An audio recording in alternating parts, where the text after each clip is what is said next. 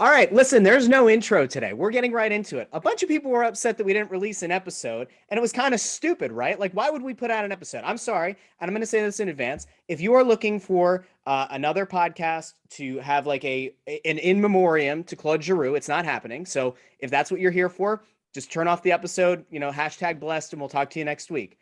We have to get into this trade.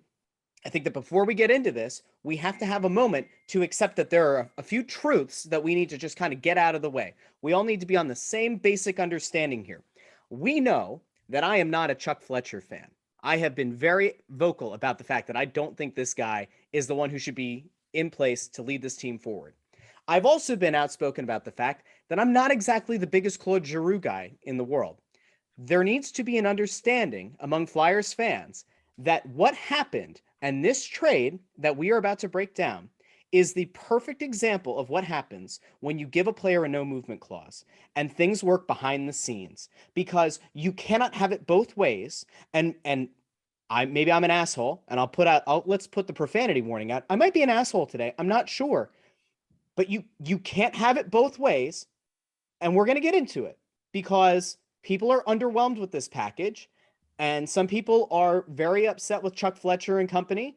And I, for once, have to say, I don't know. I don't really think he could have done much better given the circumstances, which we're about to get into here. Let me introduce a man who 2 days ago, oddly enough, said that this deal was practically done, that Claude Giroux was going to be going to Florida. Anthony Sanfilippo. Find him on Twitter at AntSanPhilly. Hi, Russ. How are you? I'm actually okay. I know that intro is like a little bit but I'm actually okay. Well, I mean, I listen, I suffered the slings and arrows for the last 48 hours, right? Or not quite 48, maybe 43 hours, because I put that report out. But I was confident in it. I did a real big breakdown on Crossing Broad, kind of explaining what I found out and when. Really, basically, I took everybody behind the curtain as much as I could without exposing exactly who I was speaking to. And even as reports were coming out over the last, yesterday and mostly yesterday and a little bit this morning, that Colorado was still in this and blah, blah, blah. I was supremely confident that my report was correct, and that he was going to end up in Florida, just because of the people that I was talking to and how involved they were in this decision. So, yeah, I mean, I was, I'm glad it worked out. We'll get into what the return was and if it was a good enough return or whatever. But yeah, I'm glad I put out the report that I did on Thursday night now, because it was pretty darn close to being right. Pretty darn close. Speaking of pretty darn close, here's a man who's pretty darn close to a lot of situations here with the Philadelphia Flyers, and a man who I think was getting himself kind of hyped up this morning about a potential deal, and that's Chris Tierney. Bundy, how you doing, fella? On Twitter at CTarian6. Good, guys. Good to be here with you. And yeah, Saturday night, I said, as I told Anthony just on Twitter, let's be quick here. I got the old Providence Friars, yes, my alma mater of 3 years, is crushing somebody at halftime. So I'm going to give you guys the extra few minutes. But seriously, it's been a weird few days, right? I both agree with you. First of all, kudos to Anthony for that call the other night. I mean, that takes a lot of nuts to come out there and say, hey, listen, and I'm sure maybe down the road we'll get to the whole meat and potatoes. But when you get the kind of scoop Anthony got, and I know what it is, Russ, and you're privy to it, you got to go with it. And yep. And if you do go and something else comes, well, then you've either been bullshitted, misled, and those are things that you shouldn't be done. So great job by you, Anthony. You've been on this since the get-go, and you had it right all along. So I think so. Here's what I think, guys, and I just want to kind of jump in and I'll get some of the stuff I don't want to get out now, but I just put a tweet up probably a couple hours ago just about what I was able to kind of gather through people like Anthony, Bill Meltzer, agents around the league that I have a relationship with, and I was just able to deduce what was going on. And I think that there's a lot of what you said too, Russ, about the no movement clause. This is one of these cases here where you have a guy in a no movement clause, and let's say it's a 10-year contract. To me, you've got to put an end to the no movement clause at like year 7 or 8 to give yourself some room to cut cut bait and try to do something. We'll get into the return and I'll let you make that announcement. But I think from the beginning of this process, knowing, first of all, and seeing the other night, the relationship that he's had with Philadelphia.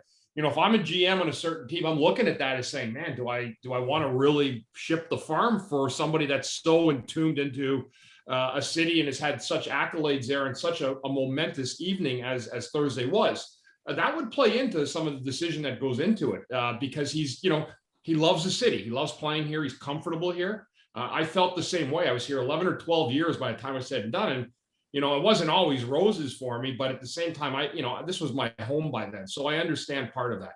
As for the return, though, and the no movement stuff, guys, and even what you were saying, Anthony, I don't think they were ever going to get what maybe you felt he was worth. I mean, you were going into this, and I know people right now initially are trying to just absolutely club Chuck Fletcher.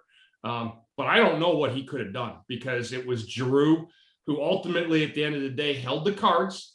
And he decided that this is how the route he was going to go with it, rather than maybe saying to the Flyers, I don't know. And again, I'm not saying that he did the wrong thing, but I don't know if there was a part of this process where he went up and said, hey, how can I help you guys out?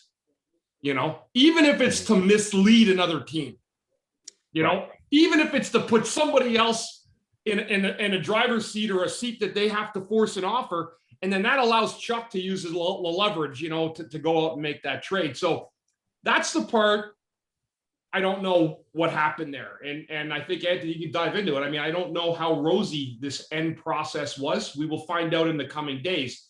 But I can't imagine with what they ended up getting back that the Flyers are overly thrilled with it either. But it is what it is because we had a guy in an expiring contract.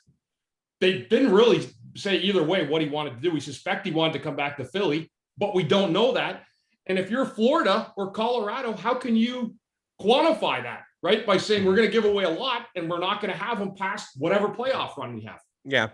Questions answered and unanswered still, guys, but well done by both of you, Anthony, especially you calling that out Thursdays. Good job. Thanks. And Russ, before I know you want to kind of dive into it, I think you're going to be a little bit surprised. I think you're going to find that all three of us agree on this, on what happens with this deal, because I'm on the same page as Bundy and with you, Russ. This falls at the feet of Giroux. It really does, in the fact that the Flyers couldn't get more. And so, real quick, and I know that you hate when I interrupt you, but I want to focus on that one thing. Anthony is about as big of a Claude Giroux supporter, as much of a believer in Claude Giroux, the person, the player, the whole thing. He is on like the spectrum of like, I don't know, like a Giroux hater to a Giroux lover, or like somebody who really does fully support this guy. Like Anthony's on that end of the spectrum.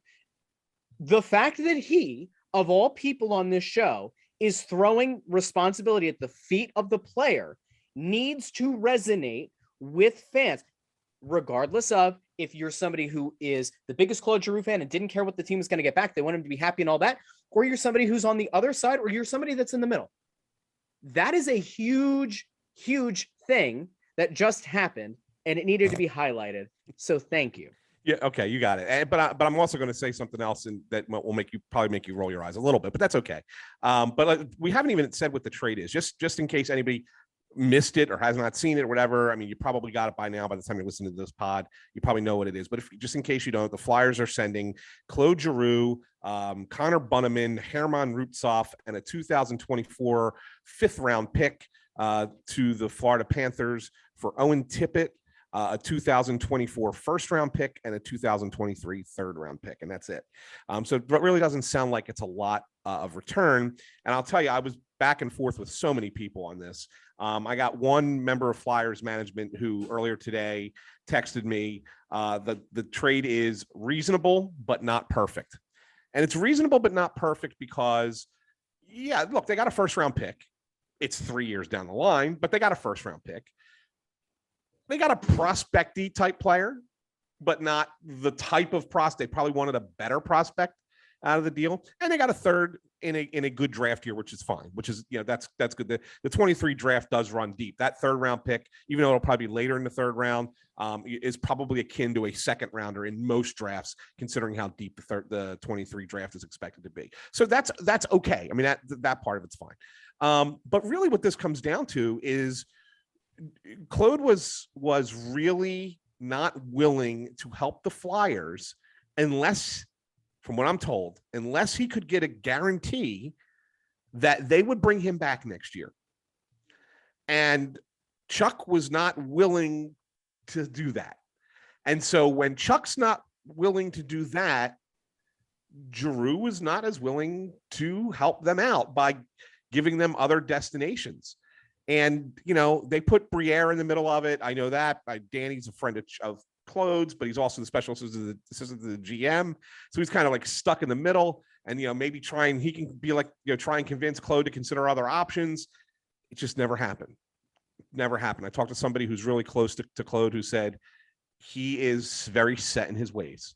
And when he gets his mind set on something, no matter what, he's always you're not convincing him otherwise. And that's just the kind of person that he is.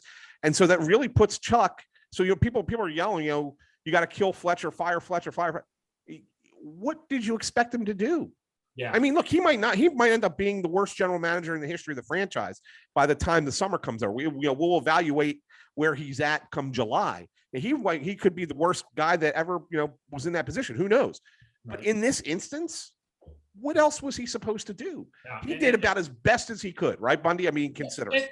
And if you and actually what you just said right there, Anthony, is almost true in another sense that, you know, if you ask Giroux, right, and you ask him and you tell him that you want it, that he goes to you and says, hey, Chuck, you know what, listen, I'll go somewhere, I'll take the trade, get your return, but I want to come back this summer, right? I'd like to sign for another 2 years. I really, you know, want to finish up here, but I understand you needing assets. The problem with that too, though, is that you put the other team on notice. They're not going to give you as much if they know he's coming back, right? Right. So Florida's attitude is this. I know what Florida's thinking. They hope he comes in, has a great run, really likes the short time he's there. Maybe they win the cup. And then maybe they're able to sign him for 2 years at a much better cap number that he'll want to stay at. So that's where Florida says, okay, we can get him to stay by having a good run and him liking our team. But at the negotiating table, where they were right now, where they were today, you couldn't go to Zito in Florida and say, hey, you know what, you know, we're going to have him back. And he's like, well, then I'm going to give you this. I'm going to give you a third and a fourth rounder because I have no chance of re-signing this guy.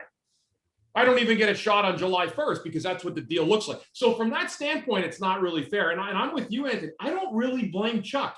I mean, now you can do this. You can blame Chuck for not trading him last year or the year before. And I'm not going to sit here and tell you guys and blow smoke and tell you that I had a different way of thinking. I told you guys in September, I would have traded him 4 or 5 years ago. Like, and listen, this is from a guy that played for this team for one guy behind Giroux on the league games played, or maybe a couple more now. But I watched him at ice level for 4 years and radio booth for 7. And I told you guys before this year, I would have considered moving him 4 or 5 years ago because I felt at that point that the return would have been far exponentially better. Yeah. And because I think that, you know, you had a glimpse of where he was at that point of his career then. You had a glimpse of him in playoff series. And sometimes you just have to have the balls to say, you know what, fuck, I don't like the direction things are going, and I've got to do this. But you know what, guys, I'll say this too. GMs don't want to give up a player like that in the regular season so easily because their job's on the line too. Yeah. Yep. You know? And there are so many different ways to go with this. And like, Bundy, I think you and I talked about this yesterday, but I think I said to you, or maybe said to Ant, that in order for this deal to go down, Florida was going to have to include a first round pick. And it was clear that because of the Sherratt deal, like it was going to have to be 2024.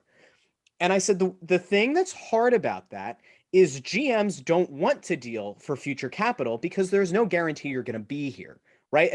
And look, GMs are in self-preservation mode. That's not just the Philadelphia Flyers. It's not just Chuck Fletcher. That's every front office member in every front office in the history of professional sports. You always want to mitigate damage. And you can't think about 3 or 4 years down the line. And it's also not Chuck Fletcher's first year. He very well, if next year gets off to a bad start, could lose his job. And is he going to care about the 2024 pick? No, he certainly is not. I'm going to put on a fan hat for a second. This is why I have said for 2 months now, at least, you are either a Philadelphia Flyers fan or you're a Claude Giroux fan when it comes to this deal getting made. You can, of course, be a Claude Giroux and a Philadelphia Flyers fan. But when it comes to the actual deal itself, you either wanted your player, the guy that you maybe idolized, to go to the team he wanted to go to, or you wanted the team that you supposedly root for to get the best possible return. You can't have it both ways. It's very rare that a player gets dealt to the team he wanted to get dealt for the strongest offer. Anthony, I think that, you and I could probably agree based on some of the names that had been mentioned in the Colorado offer that haven't necessarily gone public. Colorado had a better offer. And the way that the last couple of days have played out is you saw a guy like Pierre LeBrun throw out this idea that Colorado's still involved. That to me screams of front offices sometimes like to play the national guys, and they like to use the national guys to try to get a little bit of negotiating leverage. It doesn't just happen in hockey. This is like a thing that happens in the NBA between Woj and Shams. Shams is like the big agent guy. Woj is the big front office guy, right?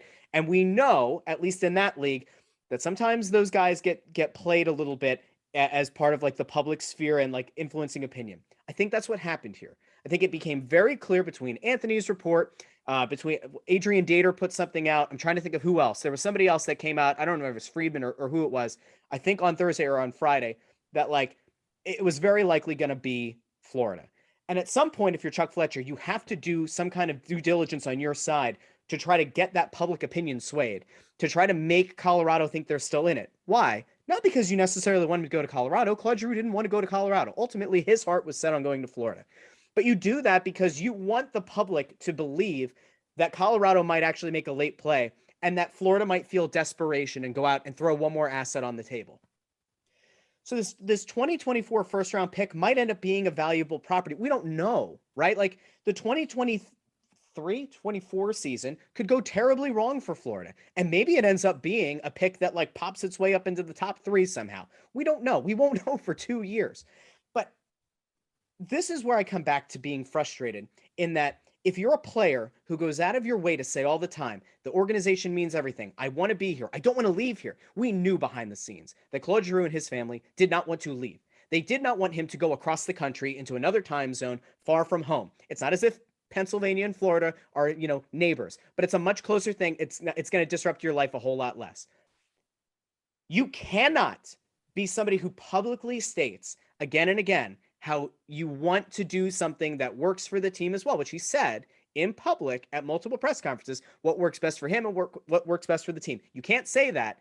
And then when it finally comes down to judgment day, you say, you know what? You don't want to guarantee I'm not going to be here next year. Fuck it. Florida. It's Florida or bust. And I am not a guy who goes out of his way to praise Chuck Fletcher. But when you are in that position as a front office executive, where it is known, we talked about this for 2 weeks, that it was known behind closed doors and it was getting around league circles that Claude Giroux did not want to go out west. In theory, he wanted to stay close, whether it was Carolina, it was Florida. When that gets around, and it gets around that he probably wants to come back to Philadelphia in the offseason, you lose most of your negotiating leverage. And so the fact that Fletcher was able to get what he got, honestly, if we evaluate this from a realistic standpoint and we remove the emotion, this is fine. Maybe it works and maybe it doesn't. But you could have just as easily third rounder if you wanted. You could have just as easily had Giroux bitch out and say, nope, I'm finishing the season. I'm not waiving the no movement clause. And then what do you have? Nothing. Okay. Not saying that this is a great return. I'm not saying that this is better than the Colorado return. I think Colorado's offer was going to be better. But what do you do? And I don't think anybody can give an answer. I genuinely don't. No, you can't. I mean, you just can't. I mean, that's the thing of it all. And, I honestly think that there maybe could have, the only thing is if you're Chuck, I don't know how he handled it. Right. I'm not in the room where it happened. Right. I'm not in there with him and Giroux when they're talking. But maybe as you're having a conversation and Giroux's telling you he wants to come back next year, maybe say, yeah, we'll work on that. That sounds like a great idea. You give him the sense that can happen, right? You got to give him the sense that can happen. Maybe then he gives you a second and third team that you can talk to and says, all right, here's my preference. 1, 2, 3, try and make it 1. If you really can't work out something with team number 1, then we'll talk about 2 or 3. But at least at that point, you got him. Now you've played the game with him, right? So that something can happen. One of two things can now happen. Maybe Giroux goes to wherever he goes, whichever team it would be. It could still have been Florida. But you go to that team, you realize, wow, look at how different it is here. This is better than what it was back in Philadelphia. Like I like it here. Like I could play here beyond this season, and then that doesn't even come up again. Then he doesn't want to come back. Great, you solved it that way. Or if he's still really, really, really adamant about coming back, at that point, if you're Chuck Fletcher, you say, you know what? Gee, I'm sorry. So many things have changed. We've turned over this roster so much. Here's what our financial situation is. Look, you're willing to come back for like 2 years, $2 million, whatever. Fine, we could sneak you in. Otherwise, I can't do it, man. And then let him make the decision that he's not coming back here. Like you give him like a low ball offer to say, yeah, you want to come back? Here's what it is. And then he decides to walk away. So that the whole time you put the ball in his court. Did Chuck do that? I don't think he did. But and so maybe that's the one negative that you could look at the general manager and say you could have handled this differently. I don't know though. I can't say that with any certainty. Well, there was something that people thought they weren't even talking like that. That actually they had separated a little bit, both Claude and Chuck from talking about the subject at all in the last 2 days. Yeah. So, I mean, there's stuff going on. I just think the part that where the frustration, I understand where Chuck's coming from. He's a lawyer. He's trying to find a negotiation in the deal, and he couldn't find a negotiation. That's what happened. So he felt like he was sitting at the barrel of a gun dealing with a one-team offer, and really he was. So the trick was to get Giroux to find the real trick for the GM in this was to find him a happy place where him and the players say, hey, let's try to get 4 teams. We know we want to send you to Florida. I get you. But I want to wheel and deal 3 other teams in here, and I need your help to do that. And this is a part I think that's going to really piss people off at the end of the day, is because I think they could have gotten more of a bidding war started. Now, I don't know how much more you would have gotten, but you might have gotten a first rounder in next year's draft, which is really the big one, the pivotal one. So they'll be talking about this trade probably for years, guys, in terms of, how it works out or what it looks like. But very, very, very odd set of 3 days that just went on and transpired, to be honest with you. And there's an element to this that I think is also important to note. And Ant outlined this I believe in this story, and I think he'd done it before, that there was an agent who had conveyed at some point in the last month, let's say, that Chuck Fletcher is a straight shooter, and he appreciates the fact that Chuck is very transparent. And I think ultimately, to Bundy's point, that might have hurt his negotiating leverage, because I'm like Mr. Optics, right?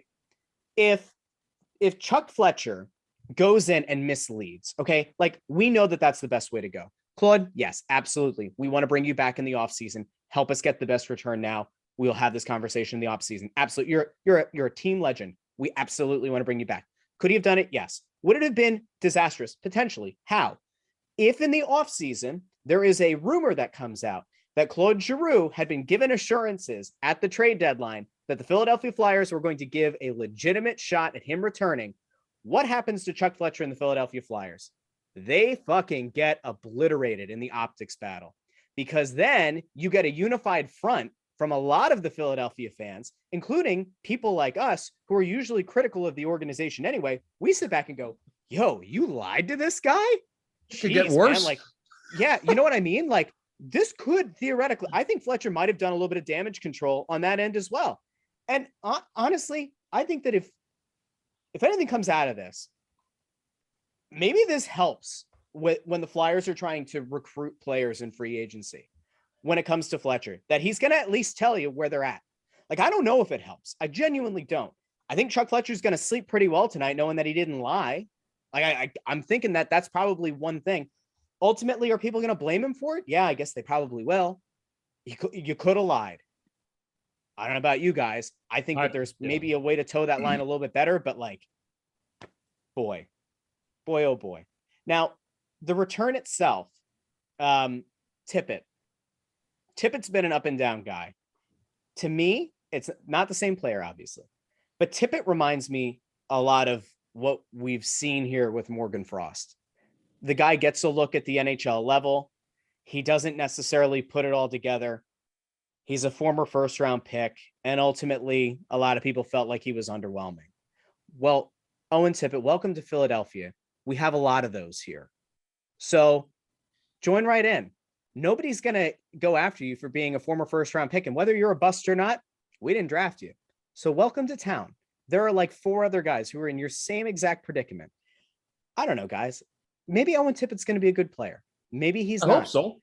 Yeah. I certainly hope so. Yeah, sure. And if that works out, then awesome. I will say that I think, Ant, the only thing that I find disappointing is the fact that Mackey wasn't included in the deal. And that was a name that had been thrown out there. I think it was in Ant's story, actually. A kid who plays for Michigan, who I believe had gotten all Big Ten honors, was on a stacked Michigan team.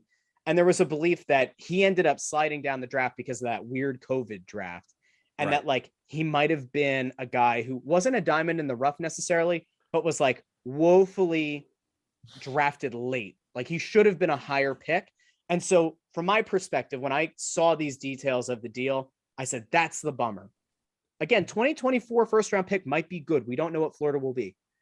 And maybe it ends up being way better than what Mackey was. Maybe Mackey doesn't turn into anything. But I think that having that lottery ticket and knowing there's a chance that you have something there is even more attractive than Owen Tippett, who hasn't exactly blown the doors off anything and is 23 years old at this point. Doesn't mean that he can't be good. Doesn't mean he can't develop, but it feels like you have a better idea of where he's going to land. Yeah. Let me just throw real quick in on Mackie Skapski.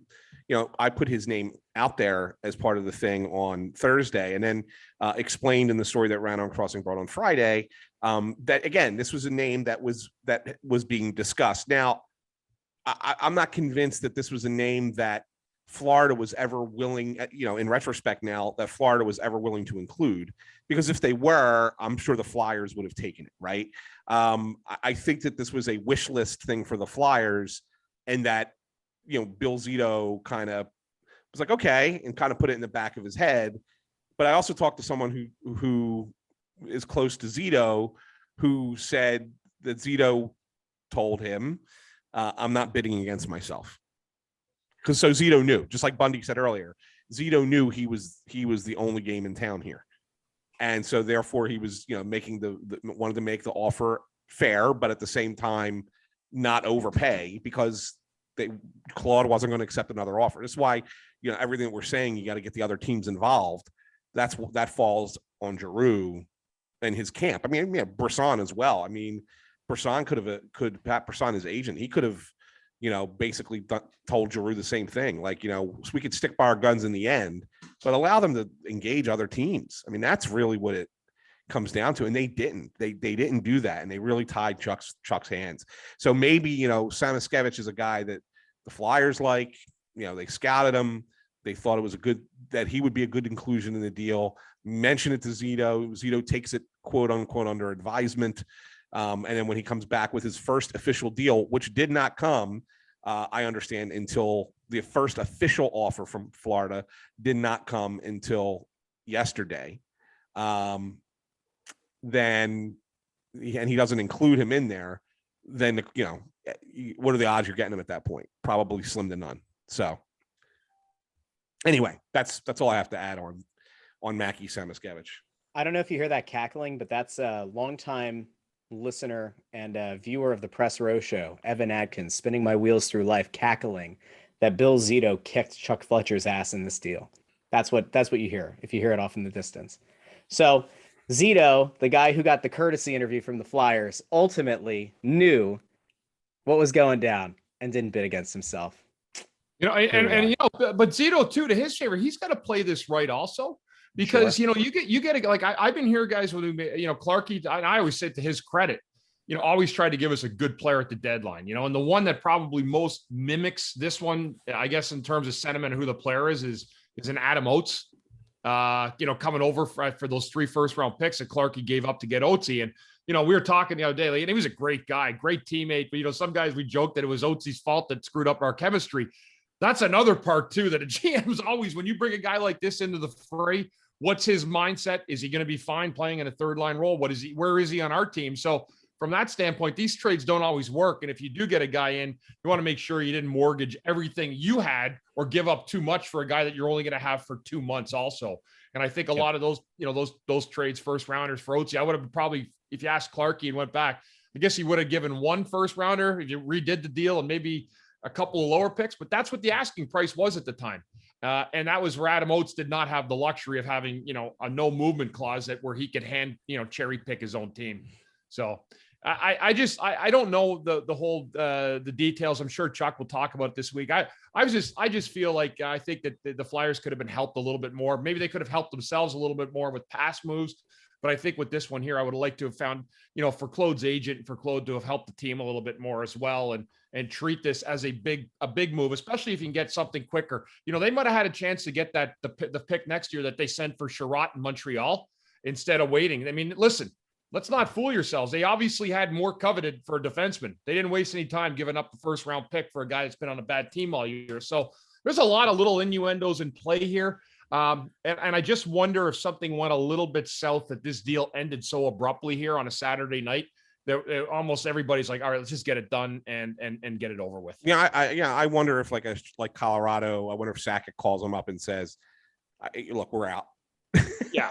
Yeah. Right. Like we're done. We're not waiting any longer. I have other places to go. Whatever. And so maybe when that happens and the only thing left on Chuck's plate is Florida, then he says, oh, okay, got to go back to Bill and work this deal out now. So, I mean, I think maybe that's it. I mean, I don't know. Here's a quick question for you. I'm going to give you a really, really hypothetical at you, but just out of curiosity. If Florida offers Montreal the 24 first-round pick for Sherratt, do you think they take it? Considering Sherratt probably wasn't worth a first-round pick to begin with. He's a rental defenseman, right? If you say, he's only worth a 2, but if you really want a 1, we'll give you a 1. You just have to wait till 24. You think Montreal takes that and then it changes everything for the Flyers? I don't know. I'm just curious. You know what, Anthony? You guys are much more better with the draft kids. I don't pay attention to the kids at all. I know nothing about the 2024. Yeah, I don't know anything about any kids. I mean, my kid would be my own son's 15 years old. He's a knucklehead and he'll be a 24 draft eligible kid. So I can't even picture that right now in any way, shape, or form. Guys, it's been a real pleasure. I'm going back to my basketball game. Good luck, Claude. Seriously, I covered him. We covered him a long time, Anthony. Right. And, and I will say this. He's an Ottawa kid. I know it says Hearst, Ontario, but he's from my hometown. Right? Yeah, he's an Ottawa kid. And I think he's accomplished some great things here. And so, you know what? And none of that gets lost in all of this. We wish him the best chance. The Flyers have had good luck sending guys off to places and winning cups. So let's hope that he follows suit with that. Simone Gagne, Kimmo Timonen, Justin Williams. The list goes on and on and on and on and on. It didn't happen to me, but I still came back anyway. Guys, have a great Saturday night and go Friars. Thanks, Bundy. Good stuff. Enjoy it. And to answer your question, I think that no. I don't think that deal goes down for a 2024 pick because I would guess, I would bet you that was the prior offer. I would guess that that was what Bill Zito goes into that deal or into that negotiation with. He says 2024 first. They probably go back and forth. They weigh the rest of the market, say Sherratt's the best option, and you don't want to part with it. But like ultimately, and this is a thing that like, I think I tweeted about this on Friday, like in theory, if you're getting a really late 2023 first round pick, like if you're getting something that's somewhere between 28 and 32, even if it is a stacked and loaded class and is as ridiculously over the top full of talent as a lot of evaluators believe it will be, I don't know, is 28 to 32 really going to, it's not a guarantee at that point. Maybe it's a guy who would have otherwise been like drafted at 18, 22, but I don't know if that's necessarily a franchise changer. So, maybe he does that math too and says, we have a window here to win right now. We have a window to compete this year. We know that for a fact.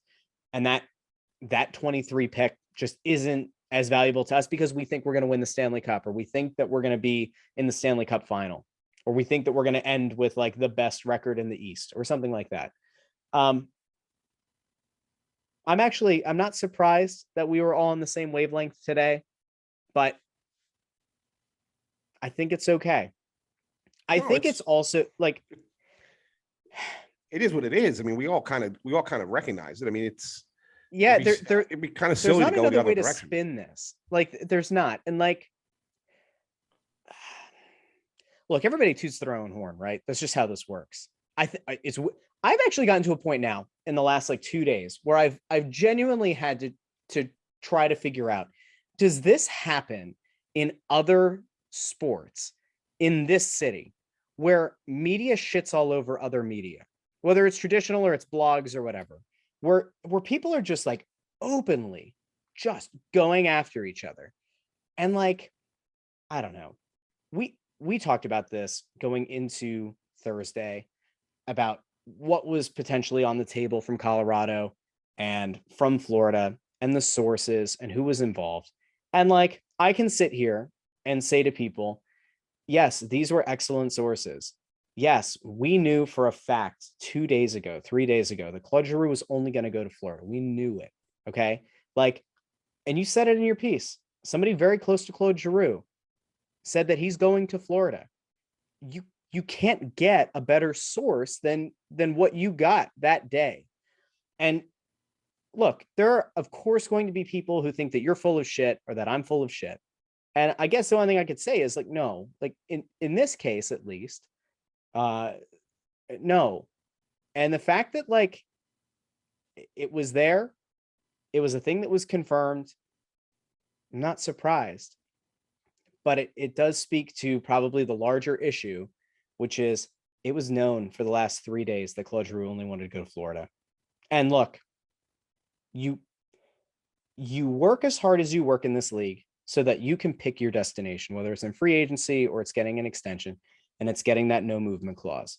And I can't fault the guy for wanting the no movement clause. Ultimately, he gets to go where he wants.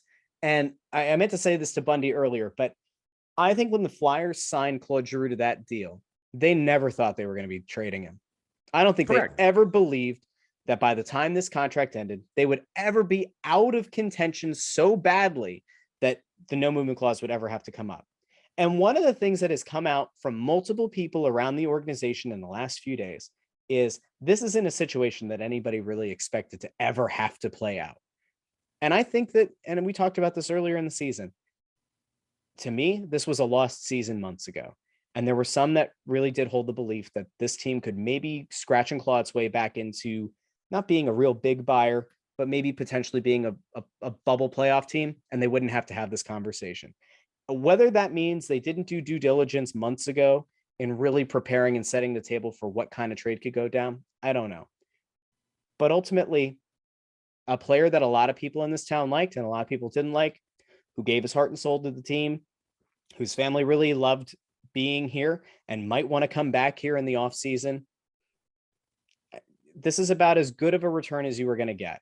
And now you get to go back to being a Flyers and a Claude Giroux fan.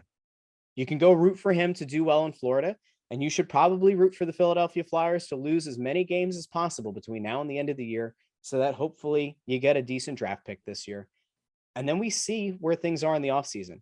I want to ask you this, though, because I have a thought, but you might know better than me. The way that this ends, that Claude Giroux is not willing to play ball and isn't willing to ultimately maybe go to the team that had the better offer on the table, does that adversely affect his standing with this team when the offseason comes around? Is it now less likely that the Flyers look to sign him in the offseason, or does it have no impact at all? I don't think he's here at all. I think as long as, especially if Chuck Fletcher is the general manager, if for some reason, Comcast swoops down and fires everybody and you bring a new GM in, maybe Claude relights that candle and tries to see if there is a path to get back here. But as long as Chuck's the general manager, no. I think that there is a broken relationship there at this point between the two that resulted in this trade the way it went down.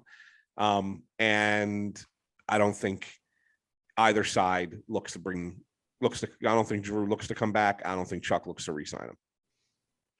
A week ago, what percentage would you have given it that Claude Giroux is at least entertained by the Flyers and vice versa, that there's a mutual interest in a reunion in the offseason? Well, I felt all along that there might be a mutual interest if Claude was willing to, give a hometown discount on the contract.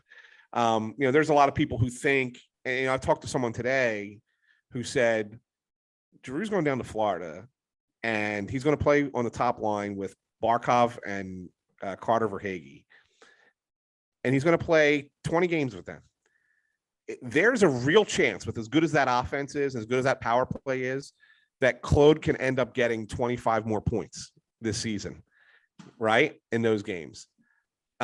With that being the case, all of a sudden now he's got a 70-point season. Mm-hmm. He's probably worth a little bit more next year, even at 34 years old. So, when you start looking at that and you say, well, you're going to give him $6.5 million? Flyers never would have. No. But if the Flyers, if you said to me a week ago, would the Flyers bring Giroux back next year, 2 years, $4.5 million a year? Yep. Yeah, maybe. Yeah, I'd say I wouldn't say it was 100%, but I'd say it would be better than 50-50. Now I say even that is a zero. Yep. So there you go. Is that damning? I don't know if that's damning, but I feel like that's kind of damning. So could be. Anyway, I hope people enjoyed this today. Maybe they did, maybe they didn't. I don't know. But I think this is about as level-headed as we could have possibly been. And for the people who wanted us to come in here and to bury Chuck Fletcher, there's not a route. There's not a path to it. No. And for the people who want to hold Claude Giroux up as a god among men, you might have probably tuned out in the first 30 seconds when I told you to tune out. I don't know. But for many people, especially people who are my age, Claude Giroux is somebody that was the face of the Philadelphia Flyers. We did not grow up with Bobby Clark. We really, for the most part, we have some memories of Eric Lindros, right? We obviously have the 2010 run to the cup and that era. We have lots of memories of Simone Gagne, right? Yeah. But Claude Giroux was the face of this team, for better or worse, through good seasons, bad seasons. And so I understand that for people my age, this could be something that's a really hard pill to swallow. Almost like it was when the Phillies had to trade Chase Utley. I think you can make a case that there's a similarity there. The guy that I've always compared Claude Giroux to is Allen Iverson, a guy who had a lot of his best years wasted by a team that either could not or would not or chose to or were too incompetent to build a good team around and wasted a lot of prime years. It was also very upsetting for people my age when Allen Iverson was ultimately dealt. And then at the same time, you have to pick yourself back up. You root for this team. You hope that at some point something's going to break their way. And that maybe Owen Tippett is the perfect, this never happens in Philadelphia, ever. I need you to go back into the 1940s for me for this. But when the hell has Philadelphia ever had a time where a guy has had a change of scenery and gone from being underwhelming and disappointing into all-star caliber? Has it happened? I don't know. I feel like we're overdue. So Owen Tippett, welcome to Philadelphia. You're going to save the Philadelphia Flyers. Bless you, fella. Two things I want to say to wrap this up. First, kind of off of what you were talking about there just a minute ago. Someone asked me, I got people, as you know, we deal with it all the time where people try to discount everything that we report or everything that we say because we're a little bit more outspoken, I think, than most podcasts are, and that's okay. And I, as you know, it doesn't, I don't get bothered by this stuff. We just keep doing what we do. But I said to them, the reason I've felt the need in this instance to be really on top of this one and to really work this trade and to really it's been right, Russ, we've been talking about it for weeks. The reason that I felt the need for this is this is not the kind of trade that happens that often. In my 22 years of covering this team, the Flyers have only done this twice before. Eric Lindros and the Mike Richards, Jeff Carter day. That's it. Those were franchise altering trades. where you're trading the faces of the franchise. There's been no other ones, right? I mean, in I can't think of in the 22 years. So like, that's why, like, look, if this was Justin Braun, would I be constantly on the phone trying to figure out, who's involved in the Justin Braun trade, and is someone going to bump it from a 4 to a 3 or whatever? Like, I mean, like, I'm not, if I get it, great. I mean, that's fine. But this is something, this is a franchise icon.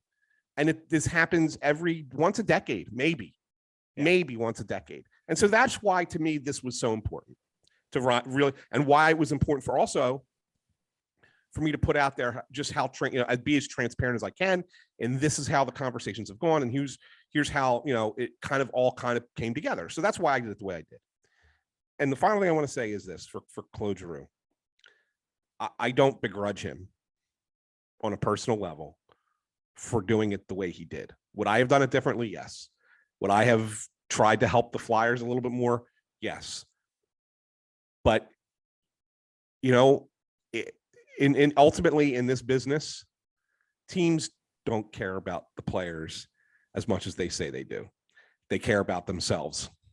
And so for a player, you have to look out for yourself when you can. And when you have an advantage like he had with the no trade clause, if you feel you have to use it, if you feel you have to play that card that way, then by all means, you've earned it, do it. And so I don't begrudge him with that.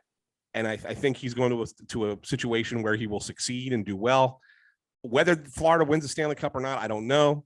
I thought that they were a Stanley Cup final team coming in. I still stand by that, and I stand by Calgary out of the West. That's my kind of, unless people get hurt or things change here in the next month, I'll stick with Florida, Calgary. I don't know if Florida wins, but I think he's going to have a shot. And it would be nice to see him get that chance.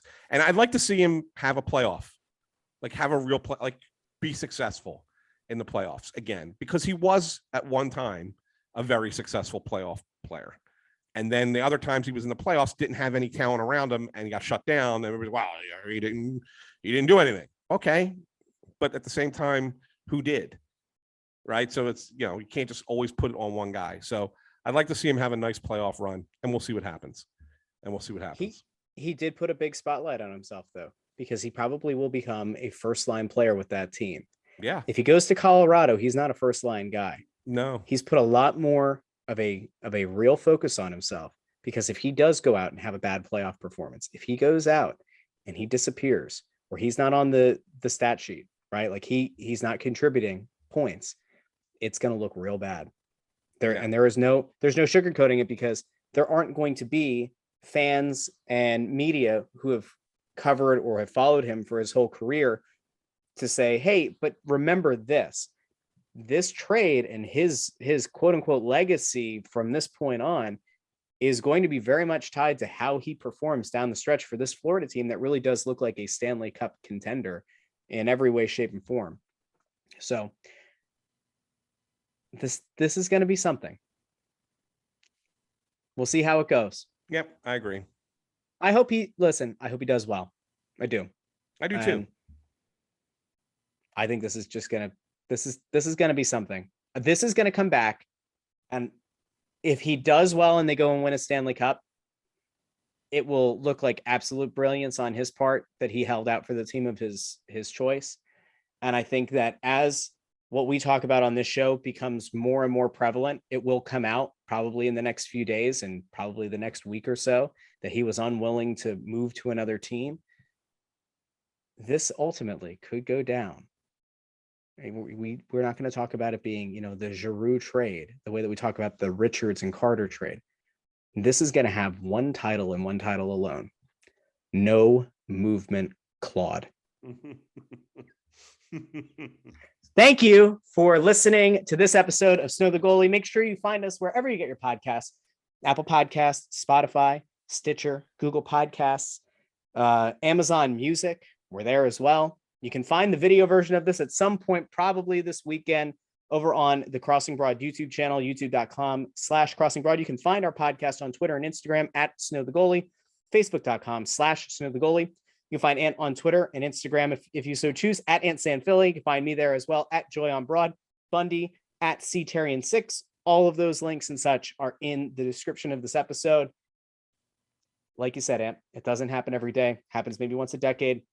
The Flyers have traded the face of their franchise. Where one chapter ends, another begins.